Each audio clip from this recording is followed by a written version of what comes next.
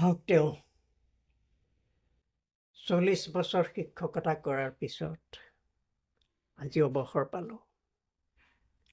কি পালোঁ, কি দিলোঁ একো নাজানো। এতিয়া আহি থকা দিনকেইটাত ভগৱানে কেনেকৈ নিয়ে তাৰেই চিন্তা কৰিছোঁ। হেৰা শুনিছানে? এইজনা ৰিটায়াৰ হৈ আহিল নহয়। আজিৰ পৰা হ'ল আৰু অমুকটোহে নকৰিবা, তমুকটোহে নকৰিবা, আমুকটোহে নুচুবা, তাহকটোহে নুচুবা, কিমান নুশুনিবা আৰু উৰণিলৈ ওলাবা। এওঁৰ নীতি শিক্ষা মানিবলৈকে মই এইখন ঘৰলৈ বিয়া হৈ আহিলোঁ। মোৰ আৰু কাম নাই।